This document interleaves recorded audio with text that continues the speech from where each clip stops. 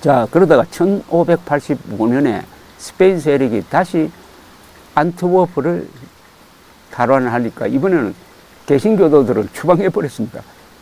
이 개신교도들이 어디로 갔느냐 하면은 암스테르담으로 옮겨갔습니다. 그것이 계기가 되어가지고 이 안트워프는 쇠락하고 암스테르담이 17세기에 세계의 중심이 되는 것이고 17세기가 네덜란드의 세기라고 불리는 이른바 더치 전성기를 만드는 계기가 바로 안트워프에서 일어납니다. 비슷한 시기인데 프랑스에서도 개신교도가 탄압을 받고 세계 여러 나라로 흩어집니다. 이 프랑스의 개신교도들을 위그노라고 불립니다. 위그노가 가는 곳에 발전이 있었습니다.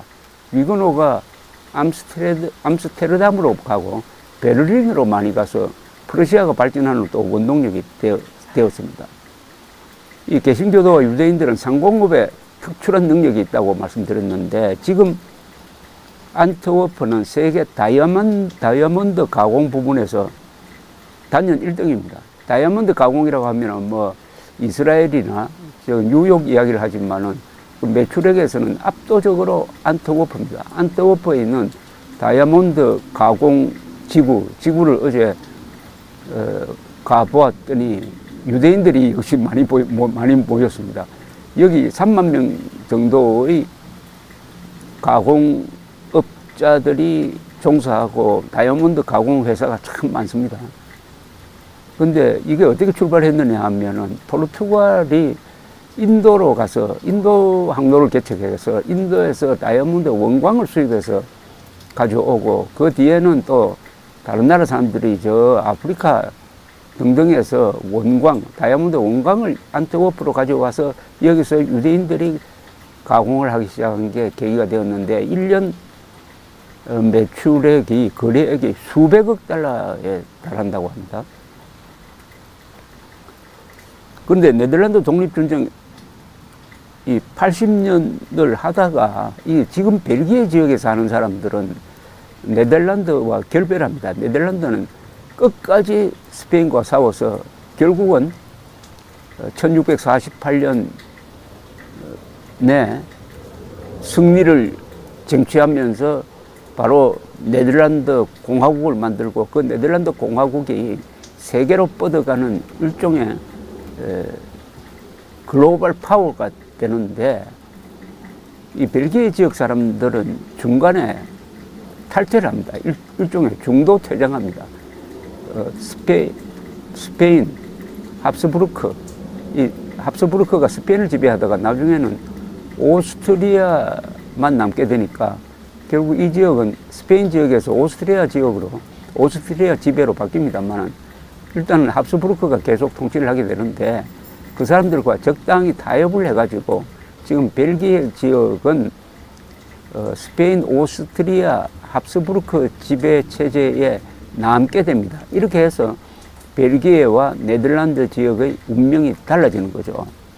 그러다가 1789년 프랑스 대혁명이 일어납니다.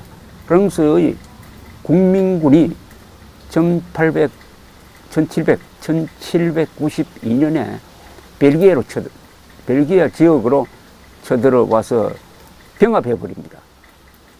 이 나폴레옹은 이 사람은 전쟁을 잘하기도 하지만은 어떤 제도를 만들고 산업을 발전시키는데도 관심이 많아가지고 안트워프에 와보고는 이 지역에 큰 항구를 만들어야 되겠다. 런던과 경쟁하는 항구를 다시 재건해야 되겠다고 해가지고 도크 공사를 시작을 했지만 잘 마무리를 하지 못했습니다. 이 나폴레옹은 또 노테르담 성당에 있던 그 유명한 그림이 있습니다. 루벤스. 이 안트워프 출신으로 가장 유명한 사람은 17세기에 활동을 했던 피터 폴 루벤스였습니다. 기록화를 많이 만들고 그리고 아주 관능적인 여성상을 많이 그린 루벤스. 루벤스는 화가일 뿐만 아니라 유명한 외교관이기도 했습니다. 안트워프의 가장 대표적인 인물이죠.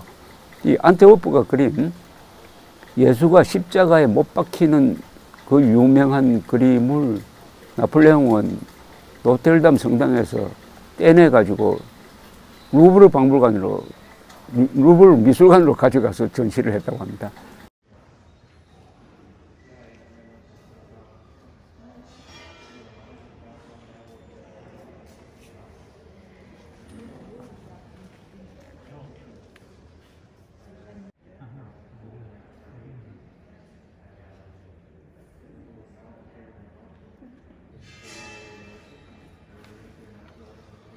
(1815년) 워터루 전투에서 나폴레옹이 집니다. 나폴레옹을 무찌른 군대 주력이 영국군과 네덜란드군이었습니다.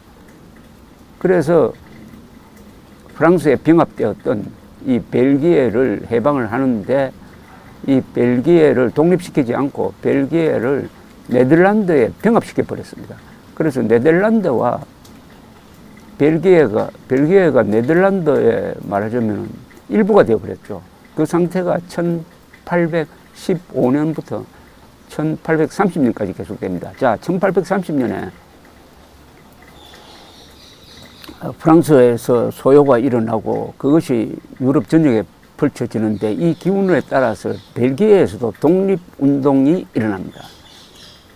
벨기에 사람들이 네덜란드 밑에서 살기 싫다 해가지고 독립운동을 일으켜가지고 지금 벨기에 지역을 확보한 다음에 왕국을 만듭니다. 레오폴드 1세입니다만, 이런 과정에서 적극적으로 이 벨기에의 독립을 도왔던 나라가 프랑스였습니다. 그러니까 네덜란드 군대가 독립군을 진압하려고 보내려고 하다가 프랑스군이 개입을 해가지고 좌절되었습니다. 1830년에 벨기에 왕국이 독립한 이후에 네덜란드가 다시 진압군을 보냈지만은 이때도 프랑스군이 막았습니다.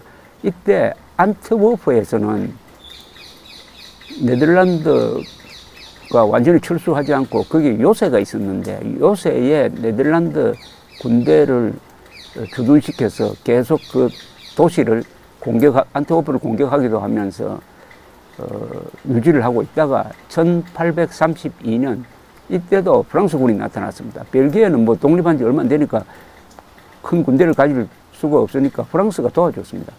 1832년 이 안트워프 요새를 포위를 했다가 곧 항복을 받아냈습니다. 지금 벨기에의 인구를 보면은 1,100만 되는데 그 중에 40%는 프랑스어를 하고 60%는 네덜란드어를 합니다. 종교도 조금씩 다르고 그 다음에 문화적 배경도 다른데, 이 프랑스어를 하는 사람이 40%밖에 되지 않지만 국정 운영에서는 상당히 큰 영향력을 발휘하고 있는 게 그 배후에 프랑스가 있으니까 그런 것 아니냐 하는 생각이 들었습니다. 벨기에는 독립 이후에 국제 런던 조약에 의해서 중립을 보장받았지만은 1914년 독일 제국이 1차 세계대전을 일으킬 때 벨기에 지역을 통과해가지고 프랑스를 쳤습니다. 그러니까 벨기에가 먼저 점령되고 말았습니다. 2차 세계대전 때도 마찬가지입니다. 이렇게 되니까 이런 힘이 없는 독립은 혼자로서는 힘이 없는 독립이나 중립은 유지가 안 된다. 이 중립이 조약으로서 지켜지는 게 아니다. 저 스위스처럼 자강해가지고 자주 국방력이 있으면 몰라도 벨기에는 그런 나라가 못 되니까 이래서는 안 되겠다 해가지고 2차 세계대전 이후에는 이 EU 설립이라든지 나토 설립에 적극적으로 나섭니다. 그래서 지금 브뤼셀에 나토 본부가 있고 EU 본부가 있습니다.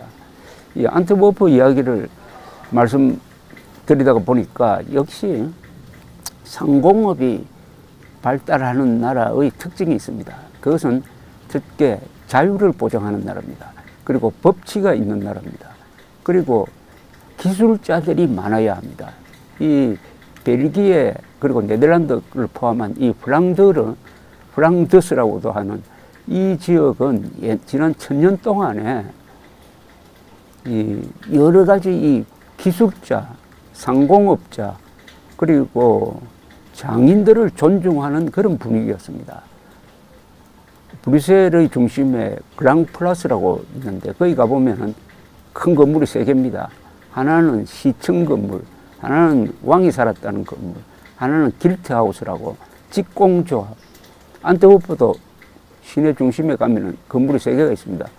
큰 건물이. 하나는 시청 건물, 하나는 길트하우스, 하나는 성당입니다. 이 길트하우스가 바로 직공조합입니다. 즉 세속 권력과 경제 권력과 정신 권력이 그 동시의 중심이라는 뜻이 됩니다. 감사합니다.